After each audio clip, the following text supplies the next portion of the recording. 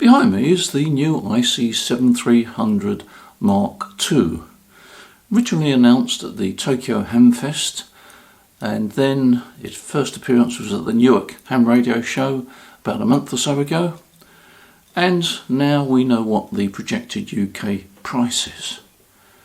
Sometimes Icom take quite a while to bring a new radio to the market, but this time it's fairly fast. And the fact that they've actually announced the projected price would suggest that it's not that far away. Now, when I was talking to Icom UK at the Newark Ham Fest, they said they hoped to get it possibly by Christmas. If it wasn't Christmas, it would be in January, early January.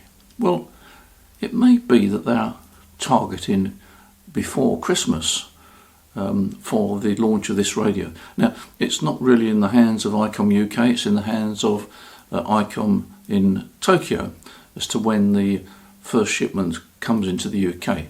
But the fact is that it's not that far away, and for Icom it's a pretty fast track record from announcing a new radio to the time that it lands in the UK.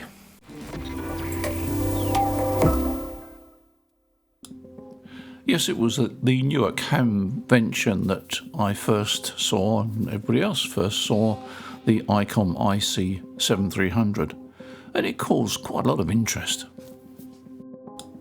The original Icom IC-7300 was launched nearly 9 years ago, and in that period of time, over 100,000 units have been sold around the world.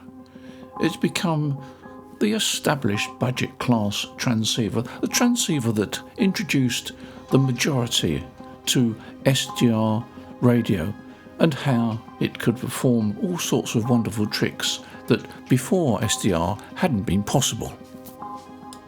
The new Mark II version would decode CW. Without the use of a PC, you get the display straight on the screen of the radio.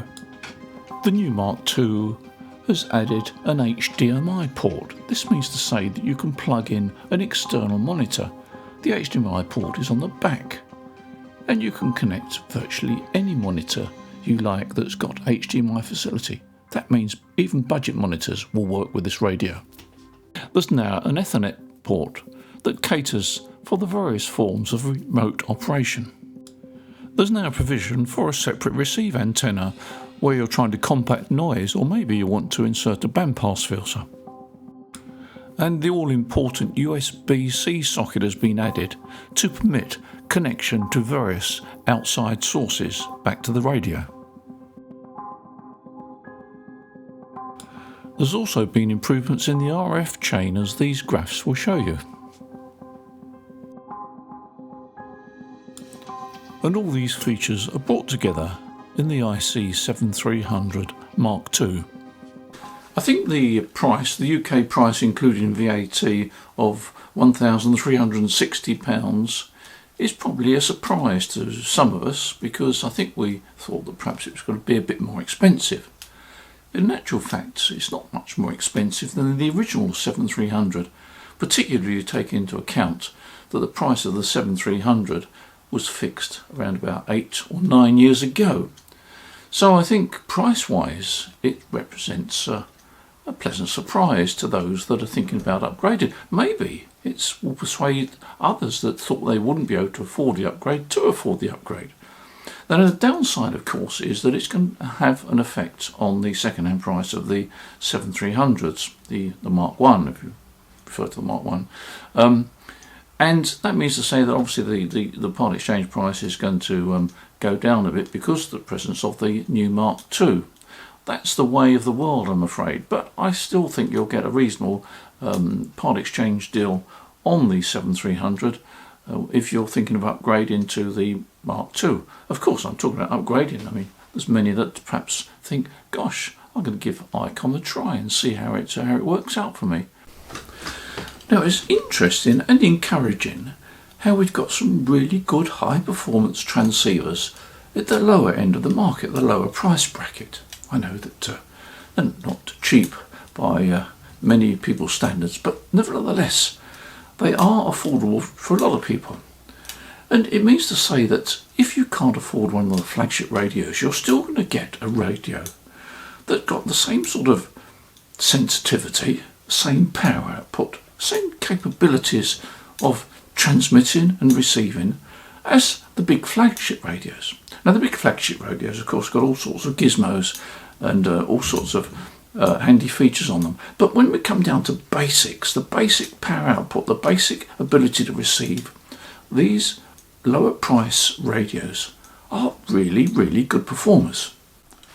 It's also good to see that Icom have added the CW decode feature, and that means to say that probably it will encourage some to try and learn CW. It also means to say that if you're listening to CW and you can't decode it, you haven't learnt the code, you will be able to perhaps decode it. Now there's a couple of sort of cautions I would make, and that is that the CW decoding only really works well if it's what I call machine sent CW. In other words, if the CW has been generated by a transceiver with a built-in keyer, then probably the IC-7300 or any other decode device will decode it reasonably well. You do have to tune it fairly accurately, and I would imagine on the 7300 Mark II there's some tuning indicator, so you adjust it to the right frequency, right pitch in order to decode it.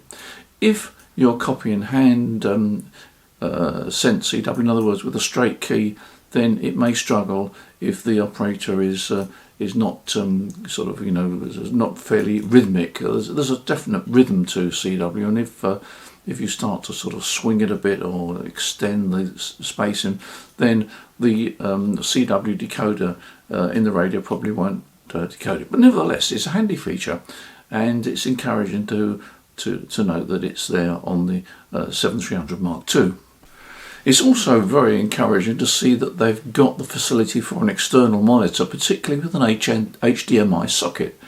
That means to say, as I said probably earlier in this video, that virtually any monitor that you can buy these days will probably have HDMI capability on it, so you don't have to spend a lot of money. You could probably get a monitor off of Amazon for about £50 or £60, and that will work well.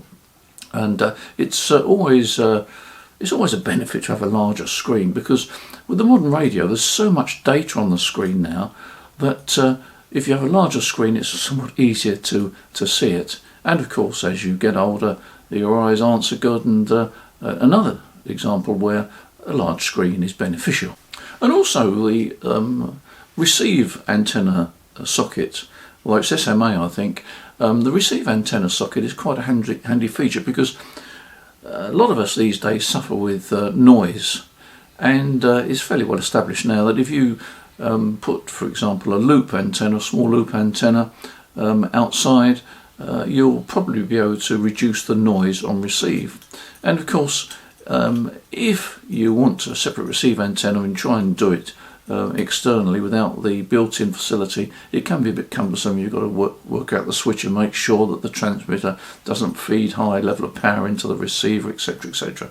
So if you've got a dedicated receive antenna socket there that you can use if you wish, that's going to help you reduce noise. And certainly we have a lot of noise these days in many areas of the world, and I'm sure those that are involved in data communication will find that the USB-C socket is a welcome addition. Well, things have changed, haven't they, since the 7300 was first designed all those years ago. So there we are.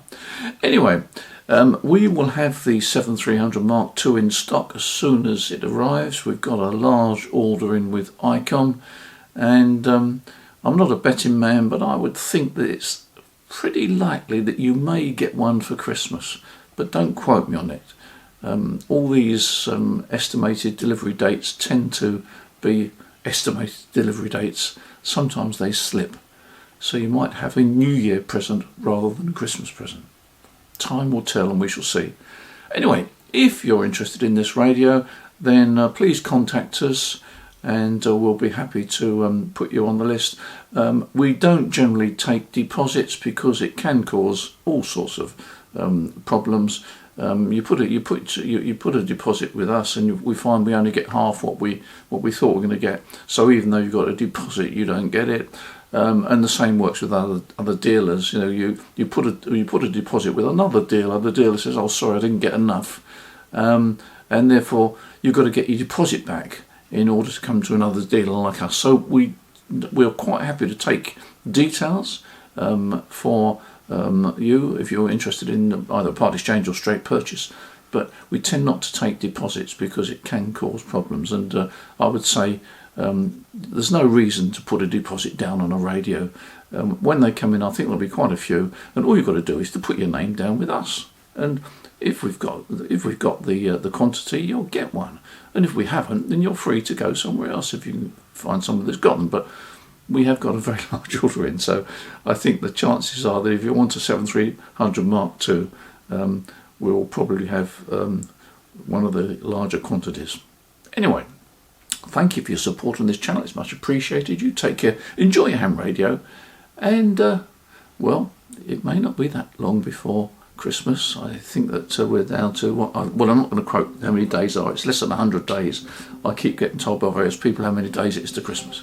But it means to say that maybe your 7300 Mark II is less than 100 days away. Let's hope so. Oh, and by the way, if you pay a deposit, you could be locked into a price. We haven't decided our price yet.